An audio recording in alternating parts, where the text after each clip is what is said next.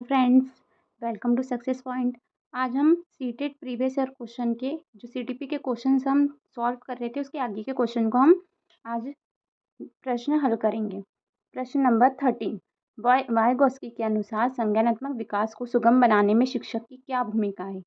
प्रश्न में ये दिया गया है कि जो वाइगोस्की है उनके अनुसार जो कॉग्निटिव डेवलपमेंट होता है, संज्ञानात्मक विकास, उसको ईज़ी बनाने में टीचर का क्या रोल है, क्या भूमिका है।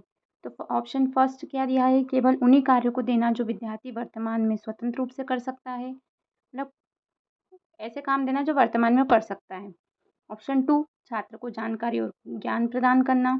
ऑप्शन थर्ड, आलंबन के माध्यम से छात्र के सीखने का मार्गदर्शन और समर्थन करना। या फोर्थ, छात्र को पूरी तरह से स्वतंत्र रूप में सीखने की अनुमति देना। 13 का आंसर आएगा 3, आलंबन के माध्यम से छात्र के सीखने का मार्गदर्शन और समर्थन करना। क्योंकि वाइगोस्की की सामाजिक जो सांस्कृतिक सिद्धांत के अनुसार जो आलंबन का मतलब ये होता है स्केप होल्डिंग। स्केप होल्डिंग मतलब जो एक टीचर या सहकर्मी के द्वारा छात्र को प्राप्त होगा, मतलब सहायता प्राप्त होगी। स्केप होल्डिंग मतलब सहायता, थोड़ा सहायता प्रदान करना, मदद प्रदान करना के द्वारा जब छात्र को ये मदद प्राप्त होगी तो वह क्या है, अपने कार्य को अच्छे से कर लेगा। मतलब एक शिक्षार्थी या छात्र को उनकी वर्तमान क्षमता से ज़्यादा कार्य पूरा करने में मदद करता है। क्या करता है, मदद करता है। कौन मदद करता है, आलंबन। तो 13 का आंसर आएगा 3। 14, अभिकथन ए, शिक्षकों को निरंतर अपने स्वयं के रूढ़िवादिता और पूर्वाग्रहों पर चिंतन करना चाहिए। मतलब जो टीचर होता है उसके कुछ जो उन्होंने पुराने परंपरा रीति रिवाजों के हिसाब से जो उनकी थिंकिंग बन गई है, रूढ़िवादिताएं हैं, उस पर उनको चिंतन करना चाहिए। ये कथन सही है। जैसे हम खुद ही के ऊपर ही ले लेते हैं कि अगर हम एक समाज में रहते हैं और उसमें जो पुरानी परंपराएं रीति रिवाज चल आ रहे हैं तो उसके हिसाब से हमारी थिंकिंग हो जाती है। तो उस पे क्या हम वैसे होना चाहिए, टीचर को क्या करना चाहिए, थिंकिंग करना चाहिए और उसमें चेंजेस लाना चाहिए। तो अभिकथन ये तो सही दे रखा है। अब इसका कारण क्या बताया है, ऐसा क्यों? क्योंकि सांस्कृतिक रूप से जो उत्तरदायी शिक्षण होता है, टीचिंग होता है, उसका अर्थ है कि शिक्षक चिंतनशील हो। मतलब शिक्षक को क्या होना चाहिए, चिंतनशील होना चाहिए। क्योंकि एक टीचर अगर चिंतनशील नहीं होगा तो वह अपने शिक्षार्थी को क्या सिखाएगा। तो अभिकथन नई नई चीज़ें, मतलब पुरानी परंपराओं को छोड़कर नई चीज़ें कैसी सिखाएगा। तो अभिकथन ए भी सही है और कारण आर भी सही है। तो ए और आर दोनों सही है तथा ए की आर सही व्याख्या करता है। प्रश्न नंबर 15, अपठन वैफल्य या डिसलेक्सिया एक डैश स्थिति है जो शिक्षार्थी की डैश क्षमता को प्रभावित करती है। डिसलेक्सिया को हिंदी में बोलते हैं अपठन वैफल्य, है ना। इसका ऑप्शन है फर्स्ट, संवेदी शारीरिक गतिविधियों के समन्वय को, मतलब जो शरीर की गतिविधि है उसमें समन्वय को प्रभावित करती है। दूसरा, भावनात्मक और चित्र बनाने को। तीसरा, तंत्रिकीय या न्यूरोलॉजिकल, ध्वनियों को प्रतीक चिन्हों के साथ जोड़ने। और फोर्थ, शारीरिक, साथियों के साथ सामाजिकरण। तो 15 का आंसर क्या आएगा, 15 का आंसर आएगा 3, तंत्रिकीय या न्यूरोलॉजिकल, मतलब अपठन वैफल्य या डिसलेक्सिया एक तंत्रिकीय न्यूरोलॉजिकल स्थिति है जो शिक्षार्थी की ध्वनियों को प्रतीक चिन्हों के साथ जोड़ने क्षमता को प्रभावित करती है। तो डिसलेक्सिया क्या है, एक मस्तिष्क आधारित सीखने का विकार होता है। इसमें ध्वनियों, अक्षरों, प्रतीकों को, मतलब उसको पहचानने में और जोड़कर पढ़ने में कठिनाई होती है। तो इसलिए इसका आंसर आएगा 15 का थर्ड। अब प्रश्न नंबर 16, एक माध्यमिक स्कूल शिक्षक छात्रों को सकल्पना और वास्तविक दुनिया के अनुप्रयोगों के बीच संबंध बनाने में मदद करके सार्थक सीखने को सक्षम बनाना चाहता है। निम्नलिखित में से कौन सी गतिविधि एक उपयुक्त शैक्षणिक रणनीति होगी।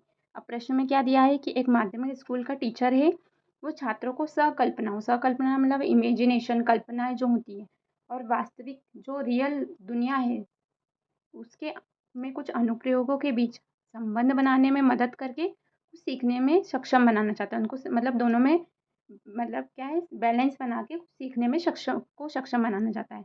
तो निम्नलिखित में से कौन सी ऐसी एक्टिविटी है एक उपयुक्त शिक्षण रणनीति होगी, कौन सी एक्टिविटी होगी जिससे वो सीख पाएंगे ऐसा। तो फर्स्ट ऑप्शन है छात्रों को छोटे समूहों में, मतलब छोटे ग्रुप में जो वर्तमान के जो मुद्दे चल रहे हैं उस पर शोध शोध मतलब रिसर्च करने दें और अपने निष्कर्ष, जो उनके निष्कर्ष निकले हैं उसको कक्षा में प्रस्तुत करें, मतलब प्रेजेंट करें। ऑप्शन 2, छात्रों को नियम और परिभाषाएं याद करने दें। अब देखो ऑप्शन 2 तो नहीं होगा क्योंकि इसमें रटने पर बल दिया गया है, तो ये एक गलत है। ऑप्शन 3, विद्यार्थियों से बहुविकल्पीय प्रश्नों वाली कार्यपत्रक पूरी करने को कहे, ये भी गलत है। इसमें मतलब लिखने पढ़ने वाली चीज़ें दी गई हैं, इसमें कुछ वो सीखेगा नहीं। ऑप्शन 4, विद्यार्थियों को दिव्यक प्रतिक्रिया अनुबंधन की विधि द्वारा सीखने को कहे, ये भी नहीं आएगा। तो इसका आंसर आएगा फर्स्ट, छात्रों को छोटे समूह में वर्तमान मुद्दे पर शोध करने दें और अपने निष्कर्ष कक्षा में प्रस्तुत करें। इसमें क्या होगा, जैसे हम एक मतलब एग्जाम्पल ले लेते हैं कि एक जैसे टीचर है कोई, है ना, माध्यमिक स्कूल का कोई शिक्षक या टीचर है, उसने छात्रों को मतलब एक टॉपिक दिया पेड़ों का संरक्षण, और उस पर छात्रों को शोध करने के लिए, तो बच्चे क्या करेंगे, छात्र क्या करेंगे, शोध करेंगे कि पहले के टाइम में और अभी के टाइम में जो पेड़ों की संख्या में कमी क्यों आई है, हम वृक्षों का संरक्षण किस प्रकार कर सकते हैं आदि। और अगर भविष्य में अगर हमने इस पर ध्यान नहीं दिया तो गर्मी और बढ़ जाएगी, वृक्षों की कमी होगी तो क्या होगी, बारिश भी कम होगी, स्वच्छ वायु हमें नहीं मिलेगी। मतलब आगे भविष्य में हमको क्या परेशानियां झेलना पड़ेगी अगर वृक्षों को हम ऐसे काटते रहेंगे और अगर वृक्षों का संरक्षण नहीं करेंगे। तो इस प्रकार वो क्या करेंगे, टॉपिक के बारे में बताएंगे। तो इस टॉपिक से क्या होगा, बच्चे वर्तमान जो मुद्दे पर रिसर्च भी कर पा रहे हैं और अपने जो भविष्य में है क्या होने वाला है उसका निष्कर्ष कक्षा में प्रस्तुत कर पा रहे हैं। तो इसका आंसर 16 का 1 आएगा। मतलब वो कल्पनाओं में भी के बारे में, फ्यूचर के बारे में बात कर पा रहे हैं और जो अभी चल रहा है उसके बारे में भी संबंध स्थापित कर रहा है। तो फर्स्ट ऑप्शन 16 का फर्स्ट ऑप्शन ये आंसर रहेगा। प्रश्न नंबर 17, लेव वाइगोस्की के अनुसार बच्चे डैश के साथ अंतःक्रिया के अनुभव से लाभान्वित होते हैं और उन कार्यों को कर पाते हैं जो उनके समीप दूराभिमुख विकास के क्षेत्र के डैश है। अब फर्स्ट है भौतिक वातावरण बस बाहर, सेकंड है अधिक जानकर अन्य अंदर, थर्ड है अधिक जानकर अन्य या बस बाहर, फोर्थ भौतिक वातावरण या अंदर। 17 का आंसर आएगा अधिक जानकर अन्य और अंदर। प्रश्न क्या है, लेव वाइगोस्की के अनुसार जो बच्चे हैं अधिक जानकर के साथ अंतःक्रिया के अनुभव से मतलब लाभान्वित होते हैं और उन कार्यों को अच्छे से कर पाते हैं जो उनके समीप बुद्धिराभिमुख विकास के क्षेत्र के अंदर है। अब सभी बुद्धिराभिमुख विकास का क्षेत्र मतलब समीपस्थ विकास का क्षेत्र, मतलब ZPD की इसमें बात की गई है। ZPD का कॉन्सेप्ट ये होता है कि एक शिक्षार्थी मतलब एक जो छात्र है वो खुद क्या कर सकता है और फिर जब किसी की हेल्प लेता है तब क्या कर सकता है। तो इनका जो अंतर होता है उसको क्या बोलते हैं, ZPD कहते हैं। अभी आप डायग्राम में देखिए, जैसे इसमें दिया है what I can do, what I can do मतलब वह क्या कर सकता है ना, और what I can do with help, और मतलब सेकंड ये दिया है कि वो किसी की हेल्प से क्या कर सकता है।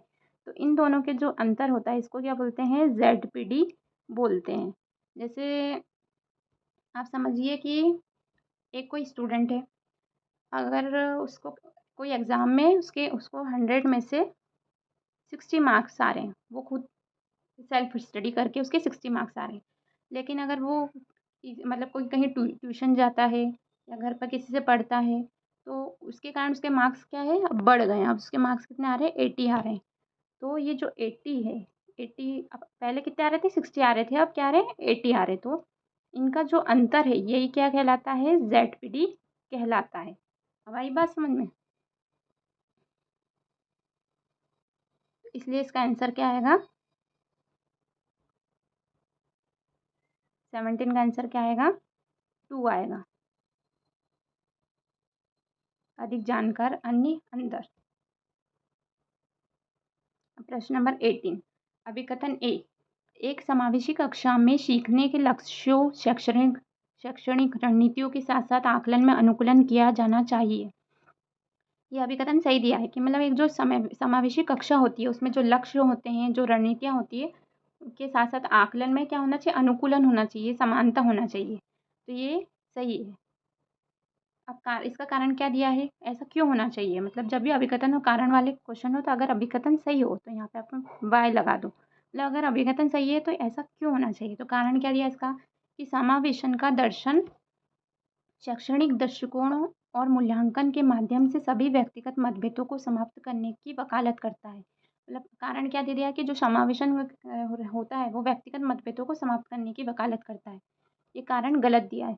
कभी भी समावेशी कक्षा या समावेशी जो शिक्षा होती है वो व्यक्तिगत मतभेदों जो विभिन्नता होती है उसको बढ़ावा देती है, उनको समाप्त नहीं करती। तो कारण ये गलत दिया है, कथन सही है। तो इसका आंसर क्या आएगा?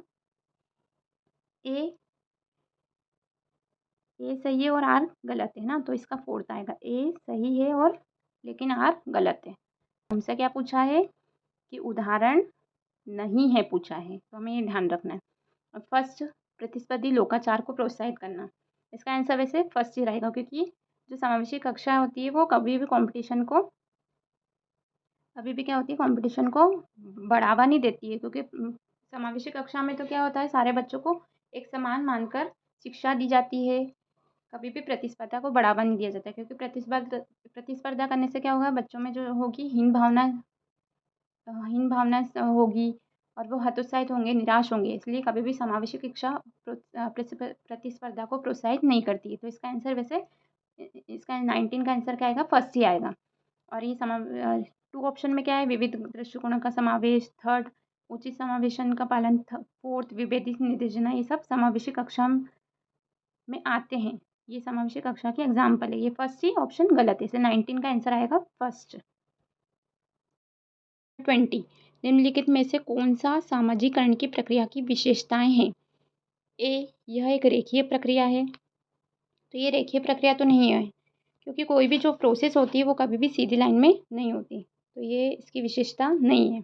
बी, यह एक जटिल प्रक्रिया है। हाँ, ये तो सही है। सी, यह एक बहुआयामी प्रक्रिया है। ये भी सी बी ऑप्शन भी सही है, क्योंकि इसमें बहुत सारे आयाम होते हैं सामाजिकरण में, तो यह एक बहुआयामी प्रक्रिया है। ऑप्शन डी, यह विभिन्न संस्कृतियों में विशिष्ट रूप से होती है। हाँ, मतलब ये ऑप्शन भी डी भी आएगा, क्योंकि जो अलग अलग कल्चर में जो सामाजिकरण होगा वो अलग अलग रूप में होगा। तो यह विभिन्न संस्कृतियों में विशिष्ट रूप से होती है। तो 20 एक गलत है, इसमें बी सी डी सही है। तो इसका आंसर आएगा बी सी डी, मतलब वो फोर्थ में दे रखा है, तो इसका आंसर आएगा फोर्थ। 20 का आंसर आएगा फोर्थ।